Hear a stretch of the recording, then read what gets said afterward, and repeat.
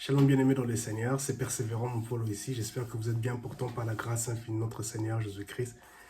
Quelle joie pour moi de me retrouver encore une fois de plus devant vos écrans. Ça fait un bon bout de temps, nous n'avons pas eu l'opportunité de pouvoir partager nos méditations bibliques. Et aujourd'hui, l'occasion nous est proposée et nous en profitons pour cela. Et nous croyons que vous êtes bien portants par la grâce infinie de notre Seigneur Jésus-Christ. Je suis Persévérant mon Polo, votre frère, passionné pour les Saintes Écritures et conscient que les Saintes Écritures ont en elles une capacité, une puissance pour transformer, restaurer, changer nos vies et nous accorder une autre trajectoire, une autre perception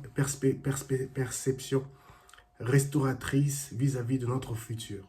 Peu importe ce que le diable peut chercher à inculquer ou à placer sur notre chemin. Lorsque nous nous confions sur les Saintes Écritures, lorsque nous basons nos prières, nos temps de prière, d'adoration, de louange, sur ce qui est écrit dans les Saintes Écritures, nous allons vivifier notre fort intérieur.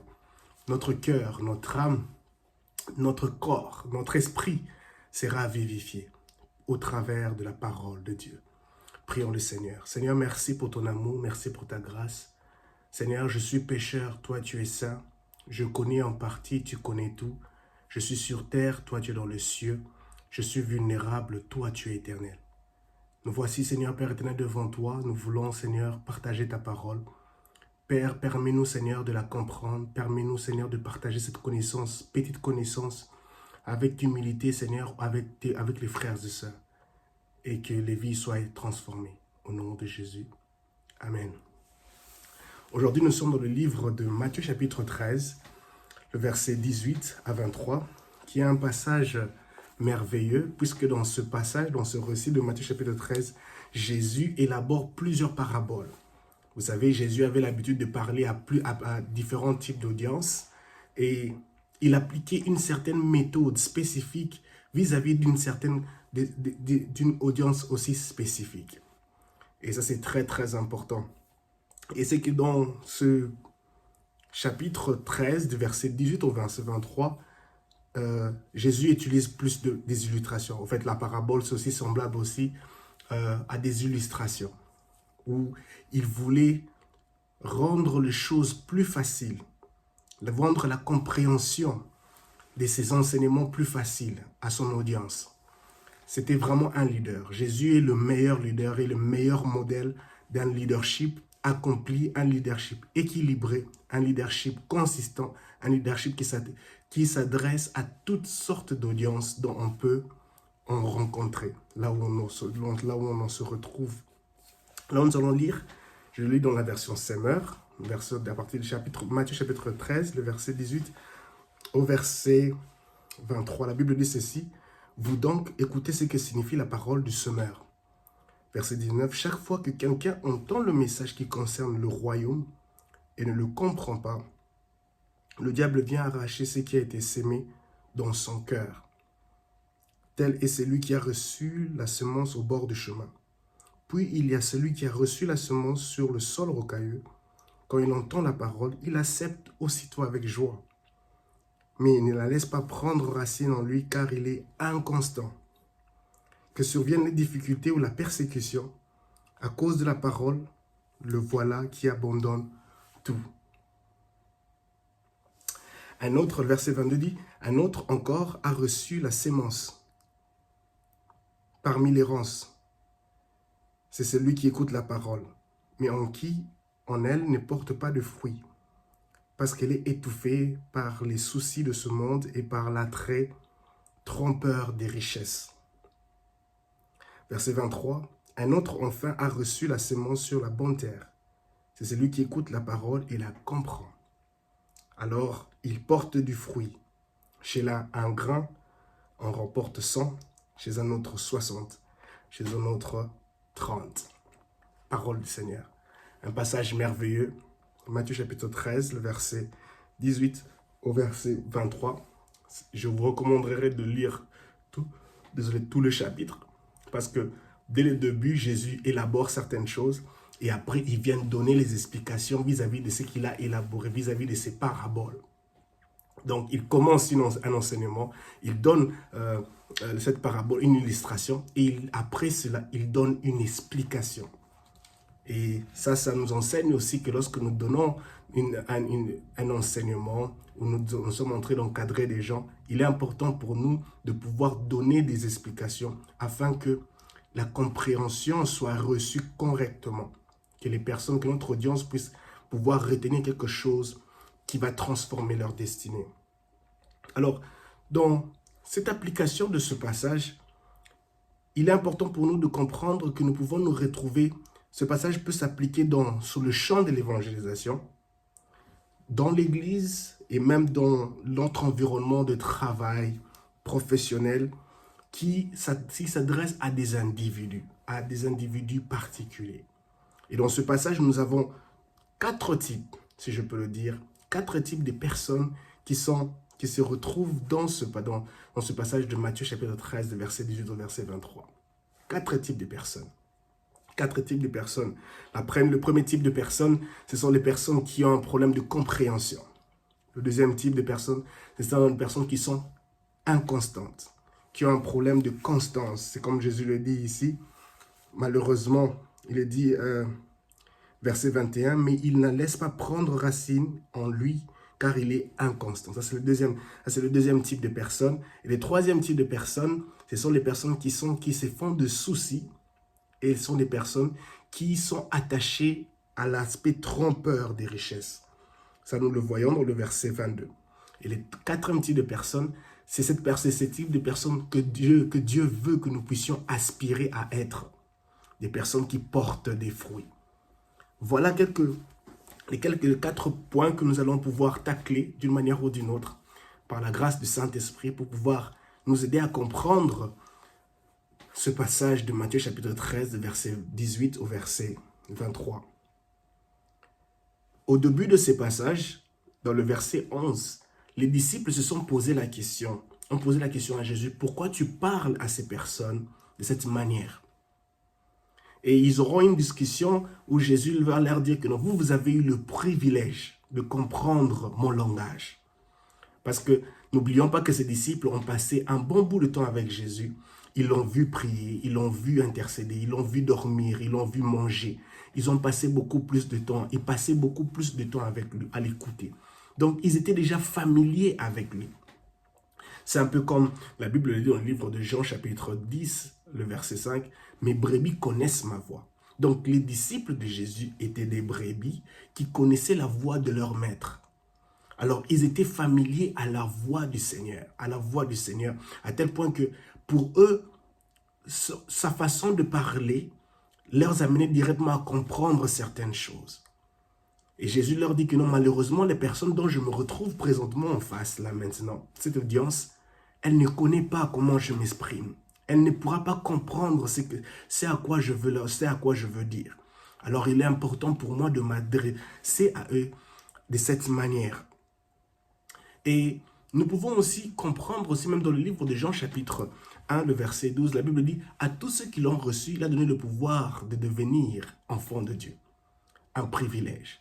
Donc, Jésus, Dieu, notre Père, et nous sommes ses enfants. Lorsque nous sommes lorsque par exemple, vous êtes avec un enfant et avec un de ses parents, papa ou maman, l'enfant s'habitue au langage des parents.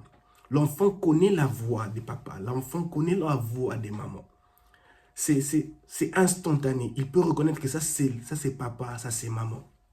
Les gestes, l'attitude, la façon de faire les choses. L'enfant connaît l'éthique de ses parents.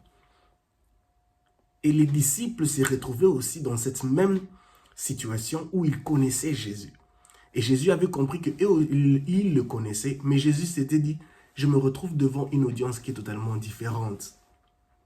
Il faudrait que je puisse les approcher différemment.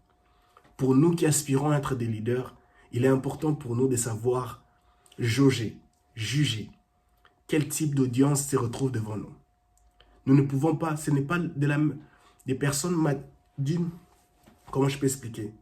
Ce n'est pas de la même manière que nous pouvons faire une approche vis-à-vis d'une certaine audience. Il y a des audiences où nous ne pourrons pas parler d'une manière plus mature, d'une manière plus structurée ou manière académique. Nous devons réduire ce niveau, peut-être à un niveau élémentaire, afin de passer un message compréhensif, un message qui est fructueux, un message qui est productif, afin que l'audience puisse comprendre et recevoir ce message qui a pour but de leur transformer. Et cela apporte la satisfaction à l'enseignant, au leader qui est en train de gouverner, en train de diriger la séance. Gloire au Seigneur Jésus.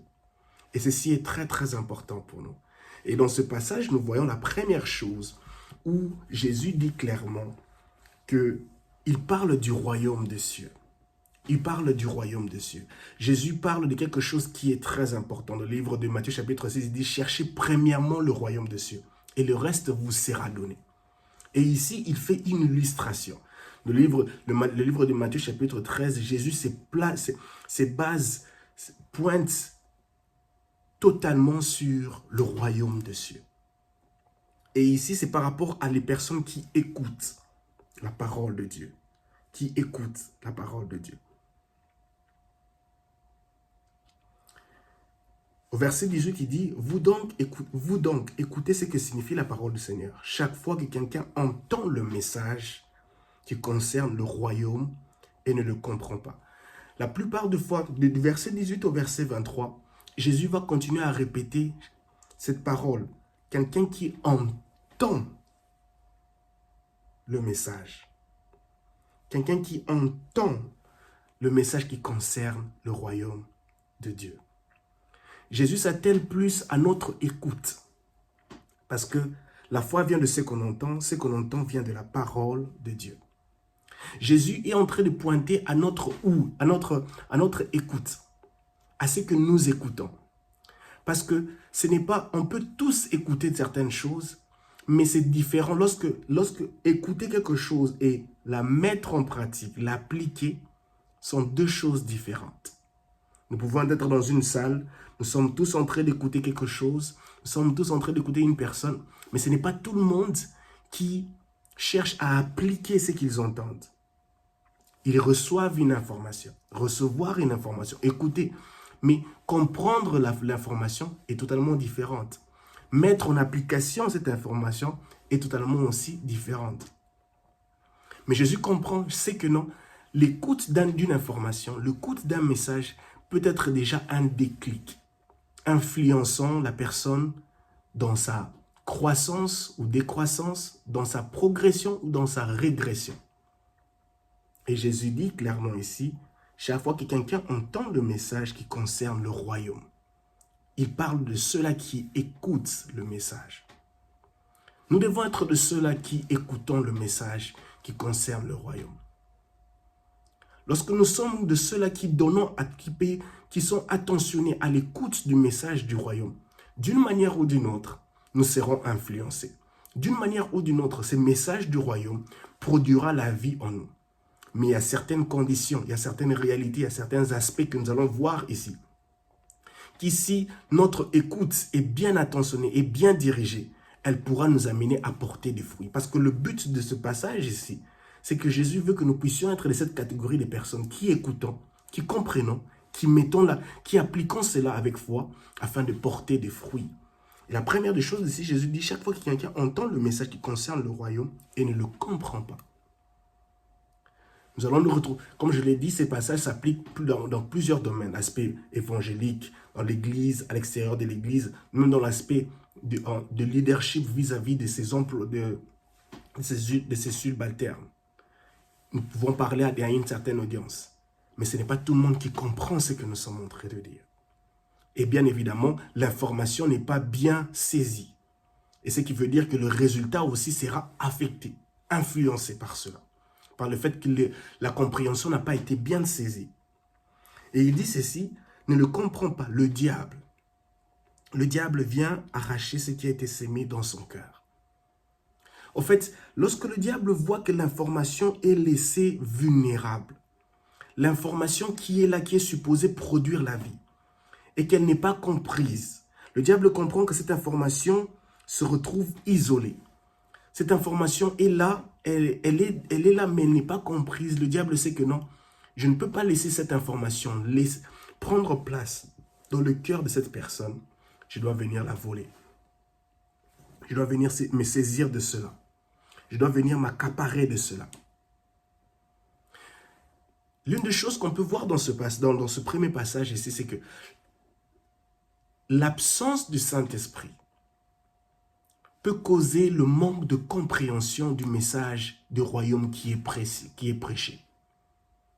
L'absence du Saint-Esprit dans la vie de l'auditeur peut faire que ce message ne soit pas compris convenablement. Et le diable en profitera pour s'accaparer de cela. Parce que le message, l'information, la révélation qui a pour but de transformer est là, elle est isolée, elle est seule, elle ne sait pas où se placer. Et le diable, sachant que cette information peut détruire, peut construire, peut transformer quelque chose, il viendra pour s'accaparer de cela et chercher à amener cela loin de la personne. Alors il est important pour nous en tant qu'enfants de Dieu d'avoir le Saint-Esprit. Nous ne devons pas être de ces personnes, des enfants de Dieu qui se retrouvent dans la première catégorie que nous voyons ici au verset 19. Nous écoutons le message du royaume, nous écoutons une prédication, mais nous ne comprenons pas. Peut-être c'est parce que nous avons attristé le Saint-Esprit. C'est parce qu'il y a un problème il y a un problème de l'absence du Saint-Esprit. Parce que le Saint-Esprit a pour but d'illuminer nos pensées, notre compréhension. Et cela, nous le voyons dans le livre d'Éphésiens chapitre 1, le verset 18. La Bible dit déjà dans le livre d'Éphésiens chapitre 1, je crois à partir du verset 13, que lorsque nous avons reçu le Seigneur Jésus-Christ comme Seigneur et Sauveur, nous recevons le Saint-Esprit. Il vient, il se place en nous. Nous avons le Saint-Esprit en nous. Du moment où nous avons reçu Dieu en nous. Du moment où nous avons fait la formule du salut qui se trouve dans le livre de Romains chapitre 10, le verset 9 à 10. Nous avons reçu le Saint-Esprit en nous. Et le Saint-Esprit a pour but de nous communiquer la vie. Le Saint-Esprit a pour but de nous communiquer la vie. L'apôtre Paul en parle dans le livre aux Corinthiens, de communiquer la vie. Et il dit même dans le livre d'Éphésiens chapitre 1, verset 18, le Saint-Esprit illumine nos pensées, notre intelligence. Lorsque notre intelligence est illuminée, notre sagesse est illuminée, cela nous permet de comprendre le message que nous recevons, le nom de Dieu, des révélations que nous recevons, qui nous sont transmises au travers des serviteurs de Dieu pour notre édification, pour notre croissance, pour notre développement spirituel. Et ceci est très très important. L'influence du Saint-Esprit nous permet de comprendre le message, de comprendre, de recevoir la parole de Dieu, l'influence du Saint-Esprit. Alors bien aimés dans le Seigneur, je n'aimerais pas que nous puissions nous retrouver dans la première catégorie de ces personnes. Et pour cela, nous devons nous rassurer que nous sommes constamment influencés par le Saint-Esprit. Que ma prière pour nous, que nous puissions être des chrétiens qui sont constamment et quotidiennement, de façon permanente, influencés par le Saint-Esprit. Et ceci est très très important.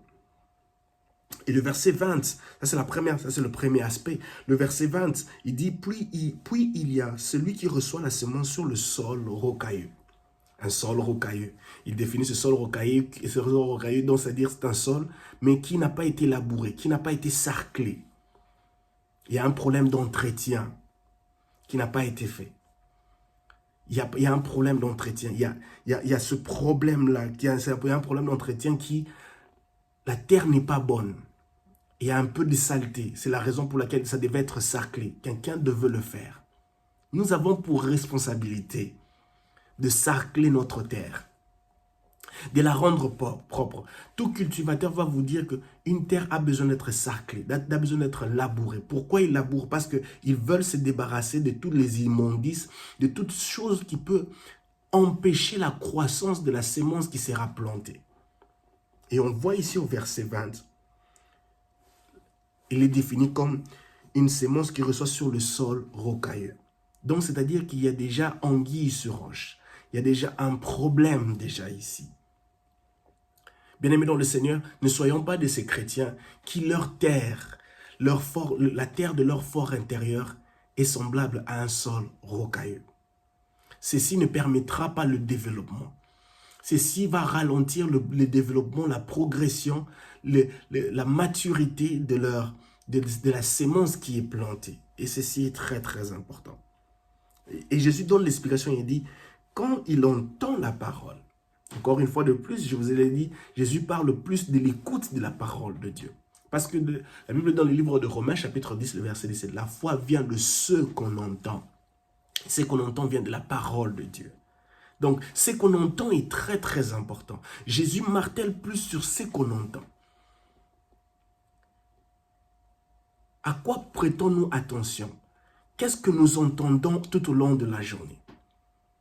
Ce que nous entendons tout au long de la journée a une influence sur notre attitude, sur notre âme. Dans notre âme, il y a nos décisions, il y a nos sentiments, il y a nos ressentis, il y a nos conceptions, il y a nos visions. Et cela a une influence sur cela. Alors soyons vigilants sur ce que nous entendons. Il dit, il entend la parole, il accepte aussitôt avec joie. Vous serez d'accord avec moi, vous savez, dans des églises, même dans un environnement professionnel, des fois quand on donne une annonce, une information, il y a de ces personnes qui sont très excitées, qui sont remplies de joie, qui sont très très contentes. Vous voyez, les gens sont pleins de joie. Mais cela ne veut pas dire que les personnes ont compris le message. Cela ne sous-entend pas que non, toute personne qui est en train de se réjouir a vraiment compris ce à quoi on veut dire, c'est à quoi l'information est en train de s'adresser. Ils sont excités, il y a ces sentiments de joie, de gaieté, c'est très bien. Mais maintenant, il en vient par rapport à l'application de cette information, de cette révélation qui a été donnée. Dans nos églises, nous voyons des personnes qui sont très remplies de joie. Alléluia, Amen, gloire au Seigneur. Ils sont très excités, ils bénissent le Seigneur, ils s'élèvent. Ils sont très... Mais c'est bien bon. Mais la question est de savoir maintenant, qu'en est-il de l'application de ce message qu'ils ont reçu, de cette révélation qui les a été donnée? C'est là c'est là l'étape critique. Parce qu'il faudra l'appliquer. Il faudra la mettre en pratique. Et Jésus dit ici, ils le reçoivent aussitôt avec joie. Verset 21, il dit, mais il ne la laisse pas prendre racine en lui. Il ne la laisse pas prendre racine en lui. Il y a une part de responsabilité que celui qui a entendu la parole, le message du royaume, doit faire. Il y a une part de responsabilité. Où il doit se rassurer que non, ok, ce message que j'ai reçu, j'ai pour but de l'appliquer. De me rassurer que ce message, cette sémence, est bien enfoncée dans la terre. Cette sémence est dans un environnement fleurissant, un environnement avantageux. Rappelez-vous que c'est un sol rocailleux. Donc, il y a un problème. La sémence est reçue, mais la terre n'a pas été sarclée.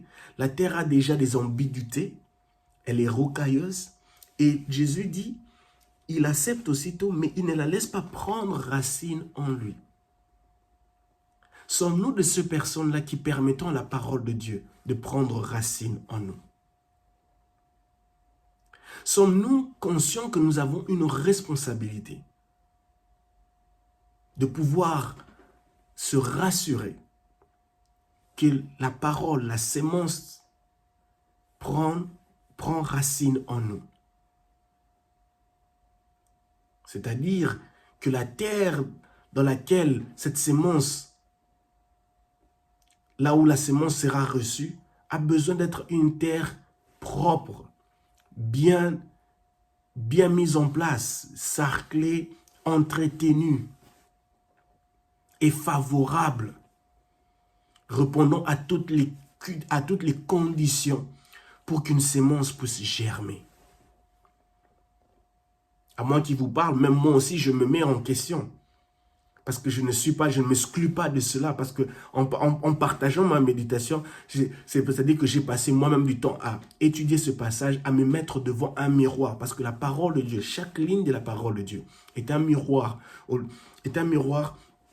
où chaque lecteur se présente pour s'identifier, pour s'examiner, pour pointer du doigt à ce qui ne marche pas, à ce qui est bon, à ce qui est correct, à ce qui doit rester, à ce qui doit être retiré, retranché. Pour prévenir, pour éradiquer ce qui n'est pas correct, ce qui n'est pas bien. Il dit, il ne laisse pas prendre racine en lui. Il est inconstant. Jésus dit, il est inconstant. Le premier aspect, c'était un problème de compréhension. Le deuxième, c'est un manque de consistance. Ma prière, que Dieu nous aide à être des chrétiens et chrétiennes constants et constantes. Constants et constantes dans la lecture et la parole de Dieu, dans la méditation quotidienne de la parole de Dieu. Constants et constantes dans la prière, dans la vie de prière, dans la vie de la parole, dans la vie de l'intercession, dans la vie de l'évangélisation, dans l'œuvre de Dieu. Nous devons être des personnes qui sont constantes et constantes. Constants dans notre relation avec le Seigneur. Où nous disons que nous avons déjà établi une certaine discipline, je prends du temps pour jeûner et prier durant la semaine, je prends du temps pour prier, je prends du temps pour lire la parole de Dieu. Chercher à être constant dans notre relation avec le Seigneur.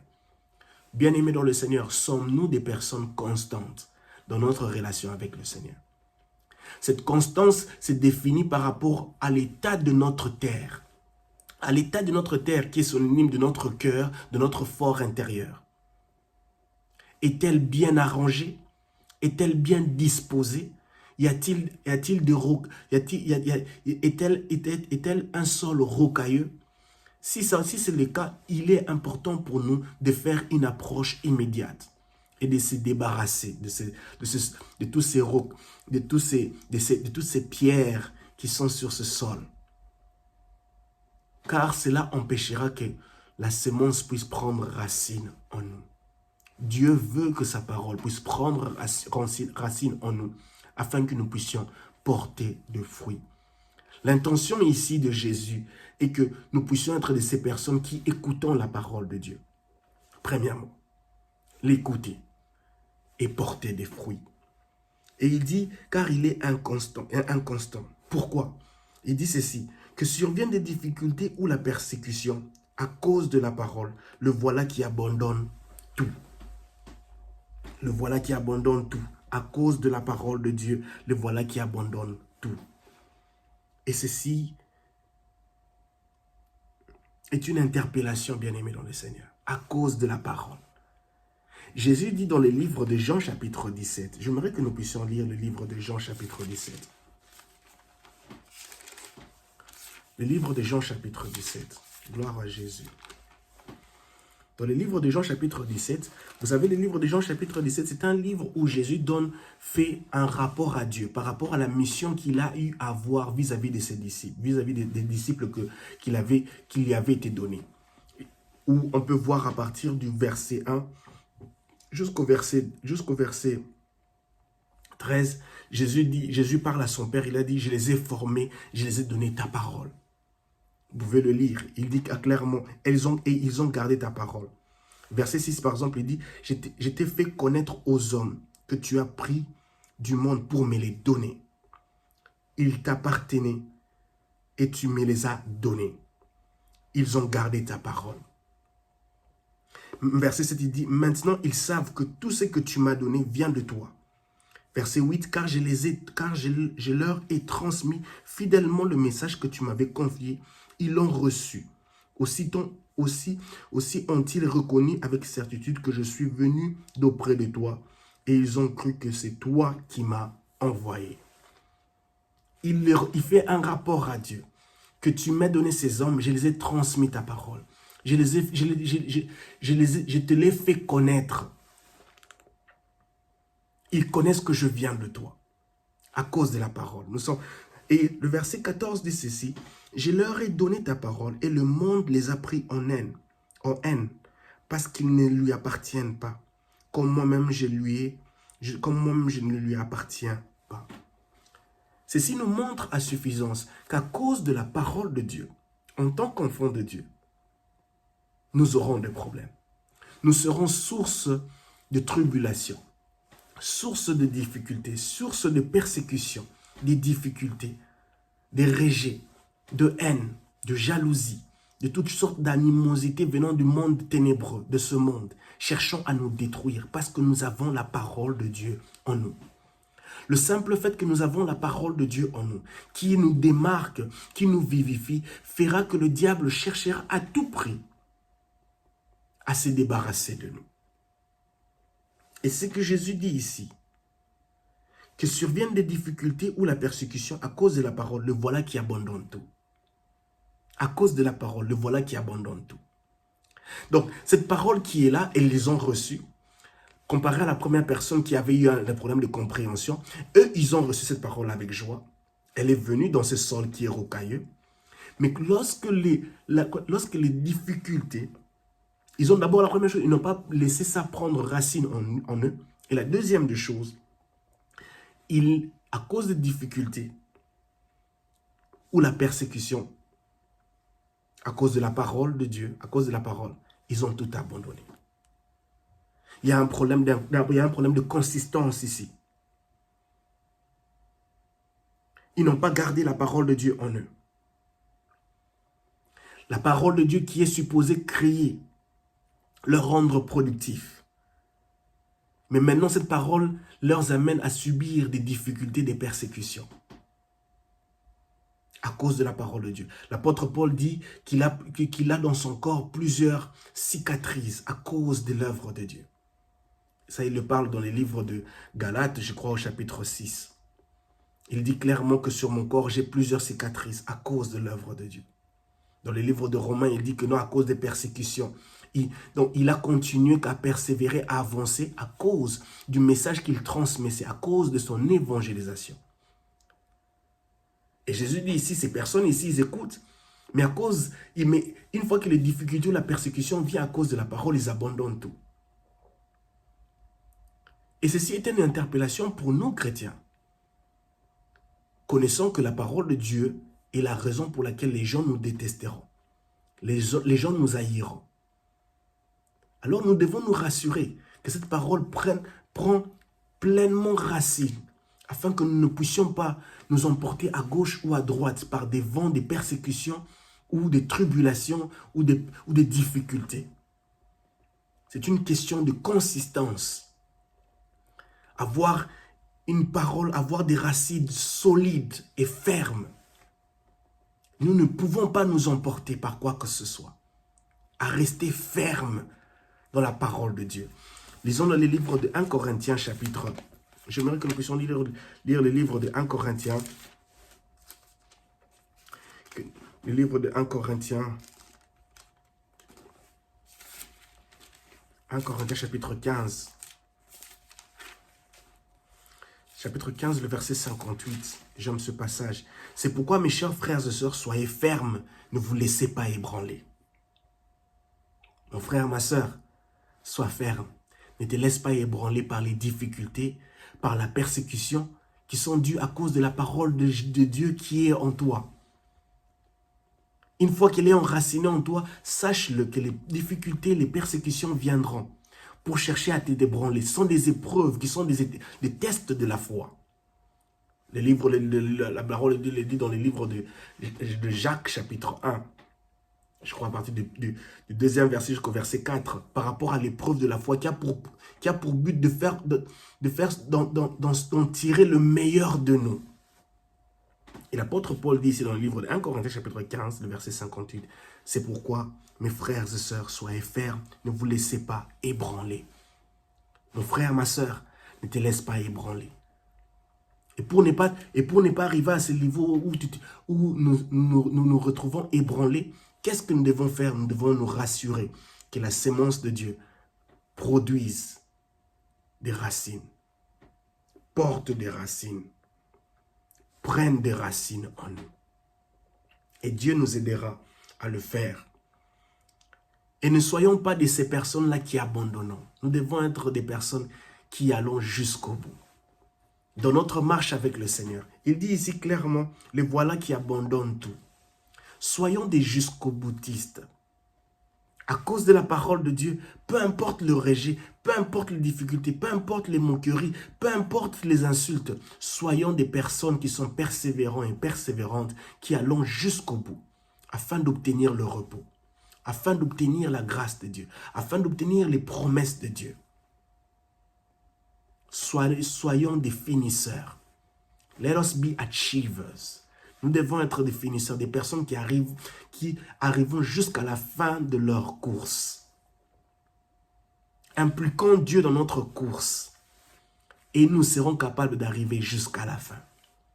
Nous serons capables d'arriver jusqu'à la fin. Ne soyons pas des personnes qui abandonnons à tout prix. Lorsque nous abandonnons, cela nous prouve à suffisance qu'il y a eu un problème où la sémence, nous n'avons pas laissé prendre racine. Nous n'avons pas laissé la sémence prendre racine en nous. Et le livre de 1 Corinthiens chapitre 1, le verset 8 dit ceci. Lui-même, d'ailleurs, vous rendra fort jusqu'à la fin. Jésus, qui est la parole de vie. Les disciples ont dit, à qui irons-nous? C'est toi qui as les paroles de la vie. Dans le livre de Jean chapitre 14, le verset 6, il dit, je suis le chemin, la vérité et la vie. Lui-même, l'apôtre Paul dit ici, lui-même d'ailleurs, vous rendra fort jusqu'à la fin. Alors ne soyez pas des personnes qui sont prêtes à abandonner, une fois que les persécutions, les tribulations, les difficultés viennent à cause de la parole de Dieu. Soyez des chrétiens différents, soyez des personnes, soyez une audience qui écoute la parole, le message du royaume, et qui agissent différemment. Comparé à cette personne, à cette catégorie de personnes dont Jésus mentionne ici au verset 21. Gloire au Seigneur Jésus. Le verset 22. La Bible dit ceci. Un autre encore a reçu la semence parmi les ronces. C'est celui qui écoute la parole, mais en qui elle ne porte pas de fruits, parce qu'elle est étouffée par des soucis de ce monde et par l'attrait trompeur des richesses. J'aime ce passage. La parole de Dieu a pour but de produire en nous, a pour but de faire de nous fructifs, productifs, prospères. La Bible dit clairement dans le livre de Josué chapitre 1, le verset 8 à 9, que ce livre de la loi ne s'éloigne point de ta bouche, médite le jour et nuit, c'est alors que tu auras du succès dans tes entreprises. C'est-à-dire que la parole de Dieu a pour but d'expandre notre raisonnement, nos habiletés, notre façon de voir les choses, afin de se retrouver dans une saison fructive, afin d'être productif. Et ceci est très très important. C'est ça le but de la parole de Dieu. Mais ici, on voit que non, il reçoit la parole de Dieu, mais elle ne porte pas de fruits. Il y a une contradiction. Il y a une contradiction. Le message est là, la révélation elle est là. Elle est reçue, elle vient, elle se place, mais malheureusement, elle ne porte pas de fruits. Alors il faut maintenant questionner. Le problème, c'est que le récepteur de ce message-là, qu'est-ce qui se passe avec lui? Dans sa réception de ce message, il y a un problème d'application. Le problème se retrouve dans l'application. La réception, elle s'est bien déroulée. Le message est reçu, l'information est reçue, la révélation divine est reçue. Mais maintenant, quand il s'agit maintenant de l'application de cette information, il y a maintenant le problème. Il y a des anguilles sous roche qui se présentent. Il y a maintenant des situations, il y a maintenant des problèmes qui font surface. Et l'un des problèmes, ce sont les soucis de ce monde. Les soucis de ce monde. Bien-aimés dans le Seigneur, les soucis ont pour but de détruire les destinées. Parce que les soucis, d'une manière ou d'une autre, même médicalement parlant, les soucis, lorsqu'elles se développent dans la vie d'un être humain, elles influencent sa santé de manière négative. Problème d'estomac, problème de cœur, problème de tension et plusieurs autres choses qui ont une influence néfaste sur la destinée, sur le bonheur, le fort intérieur, le fort et le bonheur intérieur de l'être humain. Les soucis de ce monde. Les soucis de ce monde nous influencent négativement notre destinée. Influence négativement notre destinée. Jésus, dans le livre de Matthieu chapitre 6, le verset 34, dit « Demain prendra soin de lui-même ». Des fois, lorsque nous nous soucions d'une chose, après avoir traversé la chose, nous réalisons que nous n'aurions pas dû tellement nous soucier, nous mettre trop de soucis pour cela. Et voilà, même la situation ici ne nous a pas détruites. Elle s'est vite éradiquée. Elle s'est vite dissipée. Mais malheureusement, nous n'avons pas eu ce réflexe de ne pas trop se mettre de soucis. Et maintenant, la situation s'est dissipée. Mais maintenant, nous sommes restés avec des problèmes de santé. Ulcères d'estomac, problèmes de tension, beaucoup tant d'autres choses. Et Jésus dit clairement ici, le souci de ce monde. L'apôtre Paul dit dans les livres de Romains chapitre 12, il dit clairement dans les livres de Romains chapitre 12, ne prenez pas ce monde pour modèle. Lorsque nous cherchons à obtenir la validation, l'acceptation des standards et des critères de ce monde, nous allons nous retrouver dans un engrenage où nous allons faire tant d'efforts pour satisfaire ces standards-là, pour obtenir ces standards-là. Et ça va nous coûter énormément cher. Jésus dit, à quoi sert à un homme de gagner le monde et de perdre son âme? Parce que Jésus comprenait, Jésus savait que non, ce monde est passager. Il a pour but de détruire ceux-là qui sont passionnés pour cela. Plusieurs personnes ont des richesses, c'est bien d'avoir des richesses. Mais si ces richesses ont pour but de nous détruire, si ces richesses ont pour but de nous faire, d'avoir une influence néfaste sur nous, nous n'allons rien obtenir de cela. Parce qu'elles sont passagères, elles passeront.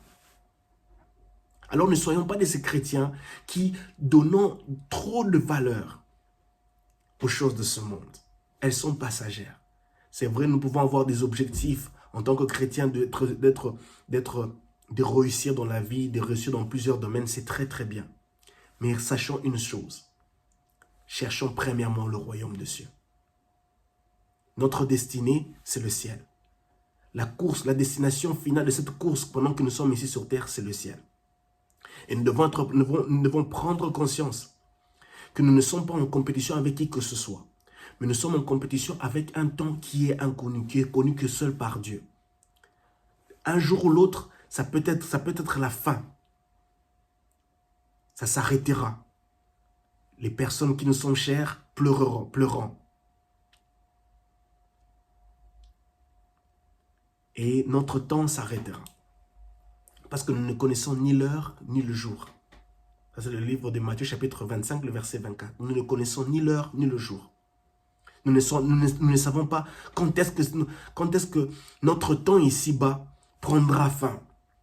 Alors, prenons plus de valeur à donner, donnons plus de valeur aux choses d'en haut, aux choses du royaume des cieux, qui nous permettent de porter des fruits. Des fruits pour la gloire de Dieu. Pendant que nous sommes ici sur terre, cherchons à être de ces chrétiens-là qui portent des fruits, qui aspirons à apporter des fruits. L'apôtre Paul dit dans le livre d'Éphésiens chapitre 5, verset 9, il dit que nous devons être de ceux-là qui portent des fruits qui sont justes, vrais et bons. C'est là notre objectif en tant qu'enfants de Dieu. Je sais que nous sommes loin d'être parfaits. Mais soyons porteurs des fruits qui sont bons, des fruits qui sont vrais, des fruits qui sont justes. Je sais qu'il y a des hauts et des bas. Je sais que nous trébuchons tous. Je sais que nous avons des erreurs. Mais faisons de notre mieux. Comme nous l'avons dans le livre 1 Corinthiens chapitre 1, le verset 8. Lui-même nous amènera jusqu'au bout. Lorsque nous tombons, relevons-nous. Comptons sur lui parce que c'est lui qui nous amènera jusqu'à la fin. Et nous devons être des porteurs de fruits. Ne laissons pas les soucis de ce monde nous écraser, détruire notre destinée. Je connais une personne qui est au-dessus des soucis de ce monde. Et cette personne, c'est Jésus. Et nous devons nous attacher à lui. L'apôtre Paul dit ceci sur les soucis de ce monde. Philippiens chapitre 4, le verset 6. Il est important pour nous d'utiliser plus les paroles des Saintes Écritures parce qu'elles parlent mieux que nos paroles. Philippiens chapitre 4, le verset 6 à 8. Elle dit ceci, la parole de Dieu. Ne vous mettez en souci pour rien. Ne vous mettez en souci pour rien. Mais en toute chose, exposez vos demandes à Dieu en lui adressant vos prières et vos supplications, tout en lui exprimant votre reconnaissance. L'apôtre Paul nous parle ici des soucis. L'apôtre Paul, c'est une personne qui était très cultivée. S'il était dans cette époque où nous vivons, il serait peut-être une personne qui aurait plusieurs doctorats. C'était un homme de la loi. Il était très cultivé. Et il nous dit ici, ne vous mettez en souci pour rien. Il y a des choses où nous devons observer cela avec un silence. Un silence qui prie. Un silence qui intercède. Un silence qui nous permet juste d'observer et de compter sur Dieu. Il ne veut pas que nous puissions nous mettre de soucis pour rien. Mais les choses dont nous nous soucions, qu'est-ce que nous devons faire? Nous devons les prendre et l'amener auprès de Dieu. Les prendre et l'amener auprès de Dieu. Les exposer en lui adressant notre prière, nos supplications et sans oublier notre reconnaissance. Notre prière, nos supplications, sans oublier notre reconnaissance. 3 choses. 3 choses qui nous permettent de dominer sur les soucis. Notre prière, nos supplications et notre reconnaissance. Prier à Dieu par rapport aux problèmes qui nous dérangent et qui ont pour but de nous empêcher à être des personnes à être de ces chrétiens qui écoutons la parole de Dieu, mais malheureusement qui ne portons pas des fruits à cause de nos soucis de ce monde. Et l'apôtre Paul nous donne un secret ici pour dominer sur les soucis de ce monde. Priez Dieu, supplication et reconnaissance. Donner cette reconnaissance à Dieu. Et ça, c'est très, très important. Reconnaissance à Dieu. Parce que Dieu sait. En anglais, on dit with thanksgiving, c'est-à-dire avec action de grâce. Avec action de grâce. Donc, votre prière, votre supplication et votre action de grâce. À plusieurs reprises, Jésus a rendu grâce. Lorsqu'il a multiplié les pains, il a dit à Dieu, je te rends grâce. Lorsqu'il s'est retrouvé devant la tombe de Lazare, il a rendu grâce. Rendre grâce à Dieu, offrir des actions de grâce, nous permet de dominer sur ce qui nous dérange. Cultivons cette habitude d'être des personnes qui rendons grâce à Dieu, qui offrons de multiples actions de grâce, de plusieurs manières, avec nos billets de banque, avec notre temps, avec notre engagement dans l'œuvre de Dieu, dans le champ de Dieu. Ceci nous permettra de dominer sur tout ce qui est souci, perturbant notre bonheur, notre fort intérieur. La prière, la supplication et les actions de grâce. Soyons des chrétiens et chrétiennes qui chérissons les actions de grâce. Dans toutes les situations qui sont comme des soucis, influençant, affectant notre vie de prière, notre foi chrétienne. Développons l'attitude des actions de grâce. La deuxième chose dont Jésus parle ici, au verset 22 ici, est par l'attrait trompeur des richesses.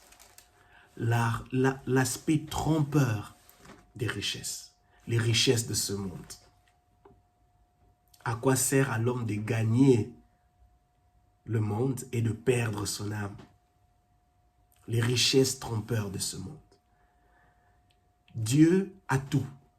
L'or et l'argent lui appartiennent. Il n'y a rien que Dieu possède que l'homme peut. Il n'y a rien que Dieu possède qui ne peut pas résoudre qui ne peut pas résoudre nos besoins. Dieu a tout. Il possède tout avec lui. Et ceci est très très important. Jésus a tout. Il possède tout. Il est capable de tout pour résoudre notre situation. Et Jésus dit ici l'aspect trompeur des richesses. Les richesses de ce monde ont pour but de nous tromper, de nous faire croire que plus on monte des échelons, plus on a beaucoup plus d'argent et plus on a cette paix peut-être, d'obtenir cette paix, cette sécurité sociale qui nous met en paix, on sera à l'abri des soucis, des difficultés, des problèmes de ce monde, des problèmes de santé. C'est faux. Parce qu'il y a plusieurs personnes qui sont riches qui vont vous dire qu'à cause de leur richesse, ils ont perdu beaucoup de relations familiales. Leur santé s'est encore plus détériorée. Ils vivent en dépit des médicaments. Ils vivent en dépit des différents systèmes médicaux pour pouvoir subvenir à des crises de dépression, à des crises d'anxiété, à des crises d'addiction à cause de la richesse. C'est vrai, ils ont franchi des échelons, des étapes dans la société, dans l'échelle administrative, mais il n'y a pas la paix. L'aspect trompeur des richesses les a trompés, les a dupés. La cupidité en est la cause. À moi qui vous parle, je me retrouve aussi à l'intérieur. Je ne m'exclus pas parce que je me prêche à moi-même. La cupidité est dangereuse. L'aspect trompeur des richesses est très dangereuse. Nous devons être de ces personnes qui comprennent que l'usage de notre richesse doit glorifier Dieu. Lorsqu'on a pour but de savoir que cette richesse que j'ai a pour but premièrement de glorifier Dieu, nous serons capables de bien gérer notre argent, de bien gérer notre richesse. Et cela ne va pas créer aucun problème qui affectera notre fort intérieur, qui affectera le bonheur de notre fort intérieur, le bonheur de notre vie. Et ceci est très très important. Qu'est-ce que l'apôtre Paul dit à Timothée vis-à-vis de l'argent? J'aime bien l'apôtre Paul, il parle à Timothée, son fils spirituel. Il dit dans le livre de 1 Timothée chapitre 6, le verset 10, il dit ceci. Verset 10, il dit ceci. Car l'amour de l'argent est racine de toutes sortes de maux. Pour s'y être abandonnés, certains se sont égarés très loin de la foi et se sont infligés beaucoup de tourments. Seigneur, aide-nous. Seigneur, aide-moi. Seigneur, aide mon frère, ma soeur qui me suit maintenant. Car l'amour de l'argent est racine de toutes sortes de maux. L'amour de l'argent. Mon frère, ma soeur, l'aspect trompeur des richesses est racine de beaucoup de maux, amenant plusieurs divisions, amenant plusieurs gangrènes, amenant plusieurs destructions, amenant plusieurs crises, amenant plusieurs poisons, qui à la longue nous détruira notre destinée. L'apôtre Paul dit ici, plusieurs ont été égarés, se sont égarés très loin de la foi, à cause de l'aspect trompeur des richesses, à cause de l'argent, à cause de l'amour de l'argent, à cause de la cupidité. Plusieurs ont perdu la foi. Ma prière est que Dieu nous aide à ne pas être de ces personnes qui s'attachent, qui visons extrêmement à tout prix les richesses de ce monde. La validation, l'acceptation des critères financiers,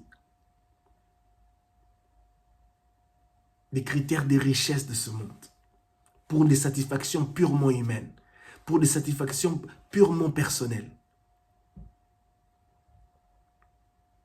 qui après un bout de temps seront que vanité des vanités, où nous nous retrouverons que non, je ne suis pas heureux, je ne suis pas heureuse. J'ai couru après l'aspect trompeur des richesses, mais rien n'a changé dans ma vie. C'est seulement l'aspect, peut-être l'aspect subventionnel, environnemental, une belle maison, une belle voiture. Mais qu'en est-il de mon fort intérieur? Qu'en est-il de la paix, de la joie de mon âme, de mon esprit? Qu'en est-il de cela? Il est vacillant, il est perdu, il est instable. Il est miséreux. Et l'apôtre Paul avertit son fils spirituel, il dit à Timothée, plusieurs ont perdu la foi à cause de ce problème. Et Jésus dit ici, cette personne ici n'a pas pu porter des fruits à cause des soucis et de l'aspect trompeur des richesses. Si tu veux porter des fruits, fais attention. à l'aspect trompeur des richesses. Fais attention à la cupidité. Fais attention aux critères et à l'acceptation, à la course vers les critères et l'acceptation des standards financiers et des richesses de ce monde. Elles nous détruiront. Elles nous causeront énormément de tort. Que Dieu nous aide par rapport à cela. Que Dieu nous aide. Et Jésus termine par dire, au verset 23, il dit, un autre enfin a reçu la semence sur la bonne terre. Ma prière pour vous, mon frère, ma sœur, que Dieu fasse de nous des bonnes terres. Seigneur Jésus, fais de moi une bonne terre. Fais de mon fort intérieur, de mon âme, de mon esprit, de mon cœur, de mon corps, une bonne terre. Une terre favorable, une terre fertile, une terre disposée. Une terre disposée. Et ça, c'est une responsabilité. Nous avons une responsabilité à jouer vis-à-vis d'une bonne terre. Cette terre, une bonne terre, c'est-à-dire c'est une terre qui a été entretenue, une terre qui a été labourée, une terre qui a été sarclée, une terre qui a été arrosée, une terre où on a mis du fumier, afin qu'elle soit une terre, afin qu'elle soit une bonne terre, prête pour la réception d'une sémence. Nous avons pour rôle de se rassurer que toutes ces étapes ont été effectuées. Nous devons être des chrétiens entreprenants et entreprenantes dans l'aspect de notre foi chrétienne, dans notre vie chrétienne. Nous devons être des entreprenants et entreprenantes vis-à-vis du sarclage, vis-à-vis du labourage, vis-à-vis de ce processus de mettre du fumier, des engrais chimiques, pour pouvoir donner l'habilité à cette terre d'être une bonne terre, une terre consistante, une terre fructueuse. Il dit, c'est celui qui écoute la parole et la comprend. Il écoute la parole et la comprend. L'aspect du Saint-Esprit. L'aspect du Saint-Esprit.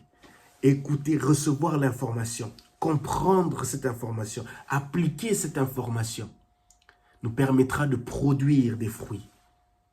Et cela demande le processus, ce processus demande le soutien, la présence totale et pleine du Saint-Esprit. Nous ne pouvons pas dévier le processus du Saint-Esprit.